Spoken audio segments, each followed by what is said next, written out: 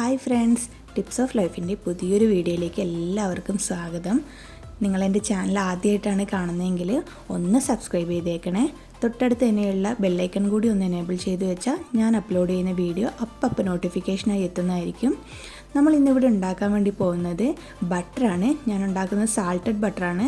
അതിന് അരക്കപ്പ് നെയ്യ് എടുത്തിട്ടുണ്ട്. ഞാൻ സാധാരണ നമ്മുടെ വീട്ടിൽ അവൈലബിൾ ആയിട്ടുള്ള സാധാരണ ഗീയാണ് ഞാനിവിടെ യൂസ് ചെയ്യുന്നത്.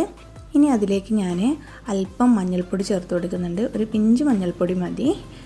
പിന്നെ കുറച്ച് ഉപ്പ് കൂടി ചേർത്ത് കൊടുക്കാം. നിങ്ങൾക്ക് സാൾട്ടഡ് ബട്ടർ അല്ല വേണ്ടത്, അൺസാൾട്ടഡ് ആണെങ്കിൽ ഈ രണ്ടും അങ്ങ് സ്കിപ്പ് ചെയ്ത് വെച്ചാൽ മതി. മഞ്ഞൾപ്പൊടി നമ്മൾ ചേർക്കുന്നത് അതിനൊരു ചെറിയൊരു കളർ കിട്ടാൻ വേണ്ടിയാണ്. ഇനി നമുക്കിതിലോട്ടേക്ക് ഐസ് ക്യൂബ്സ് ചേർത്ത് കൊടുക്കാം. ഞാനിവിടെ 6 ഐസ് ക്യൂബ്സാണ് അരക്കപ്പ് നെയ്ക്ക് വേണ്ടി ഉപയോഗിക്കുന്നത്.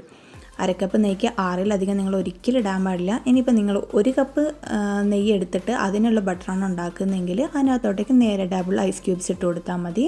ഇപ്പോൾ ഇതിലേക്ക് 6 മാത്രമേ ആവശ്യമുള്ളൂ. അതിൽ കൂടുതലായാൽ നമുക്ക് വെള്ളത്തിൻ്റെ അംശം കൂടുതലായി പോകും, നമ്മൾ ബട്ടർ കറക്റ്റായി വരില്ല. നമുക്കിതൊന്ന് നന്നായിട്ട് ഹൈ സ്പീഡിലിട്ടിട്ട് ഒന്ന് ബ്ലെൻഡ് ചെയ്തെടുക്കാം. നന്നായിട്ട് 1 മിനിറ്റ് മാത്രം ചെയ്താൽ മതി. അപ്പോൾ തന്നെ നമ്മുടെ ബട്ടർ ഇവിടെ കറക്റ്റായി കിട്ടും. ഇത് കണ്ടില്ലേ, നല്ല രീതിയിൽ നല്ല അടിപൊളിയായിട്ട് നമ്മൾ ബട്ടർ ഇവിടെ വന്നിട്ടുണ്ട്. നമ്മൾ കടയിൽ കിട്ടുന്ന അതേ ബട്ടറിൻ്റെ ടേസ്റ്റാണിത്. ഇനി നമുക്കിതിനെ വേറൊരു പാത്രത്തിലോട്ടേക്ക് മാറ്റിയിട്ട് ഒരു അരമണിക്കൂർ തണുപ്പിക്കാൻ വേണ്ടി വെക്കാം. ഫ്രീസറിലോ ഫ്രിഡ്ജിലോ എങ്ങനെ വേണമെങ്കിലും നമുക്കിത് സ്റ്റോർ ചെയ്യാം. ഞാനിപ്പോൾ ഒരു പാത്രത്തിലോട്ടേക്ക് മാറ്റിയിട്ടുണ്ട്. ഇനി ഇത് അടച്ച് ഫ്രിഡ്ജിലോട്ടേക്ക് വെക്കാം. ഇത് എയർ ടൈറ്റ് കണ്ടെയ്നറാണ്. അപ്പോൾ നിങ്ങളുടെ അടുത്ത് ഇതുപോലെയുള്ളത് ഇല്ലയെന്നുണ്ടെങ്കിൽ നന്നായിട്ടൊരു ഫോയിൽ പേപ്പർ എങ്ങാനും വെച്ച് കവർ ചെയ്തെടുത്താൽ മതി. അപ്പോൾ അരമണിക്കൂറിന് ശേഷം ഞാൻ ഈ ബട്ടർ പുറത്തോട്ടേക്ക് എടുത്തിട്ട് കണ്ടില്ലേ, നന്നായി സെറ്റായി വന്നിട്ടുണ്ട്. ഇനി നമുക്കിഷ്ടമുള്ള ഷേപ്പിൽ കട്ട് ചെയ്തെടുക്കാം. ഞാനിവിടെ സ്ക്വയറായിട്ടാണ് കട്ട് ചെയ്യുന്നത്. നിങ്ങൾക്ക് എങ്ങനെയാണ് വേണ്ടത് അതുപോലെ കട്ട് ചെയ്തെടുക്കാം. കട്ട് ചെയ്തെടുക്കുന്നത് എന്താ വെച്ചാൽ നമുക്ക് ചെറിയ ചെറിയ ആവശ്യങ്ങൾക്ക് ആ ഒരു പീസ് എടുത്തിട്ട് ഉപയോഗിച്ചാൽ മതിയല്ലോ, അതിനു വേണ്ടിയാണ് കട്ട് ചെയ്തെടുക്കുന്നത്. അപ്പോൾ ഇതാ ഞാനെല്ലാം കട്ട് ചെയ്ത് എടുത്തിട്ടുണ്ട്. കണ്ടില്ലേ, നല്ല അടിപൊളി ബട്ടർ ഇവിടെ റെഡി ആയിട്ടുണ്ട്. കുറഞ്ഞ ഇൻഗ്രീഡിയൻ്റ് വെച്ച് എത്ര പെട്ടെന്നല്ലേ നമുക്കിത് ചെയ്തെടുക്കാൻ വേണ്ടി പറ്റുന്നത്. അപ്പോൾ എല്ലാവരും ഇതൊന്ന് ട്രൈ ചെയ്ത് നോക്കുക, അഭിപ്രായങ്ങളൊന്ന് പറയണേ. ഇനി ഞാൻ നിങ്ങൾക്കൊരു കുഞ്ഞു ടിപ്പ് കൂടെ പറഞ്ഞുതരാം. ഇത് നമ്മൾ സാധാരണ കടലക്കറിയൊക്കെ ഉണ്ടാക്കാൻ ഉപയോഗിക്കുന്ന കടലയാണ്.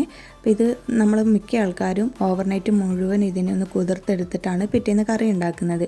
അപ്പോൾ ചില ദിവസങ്ങൾ നമ്മൾ മറന്നു പോകും. അപ്പോൾ നമുക്ക് ചെയ്യാൻ വേണ്ടി പറ്റുന്നൊരു കാര്യമാണിത്.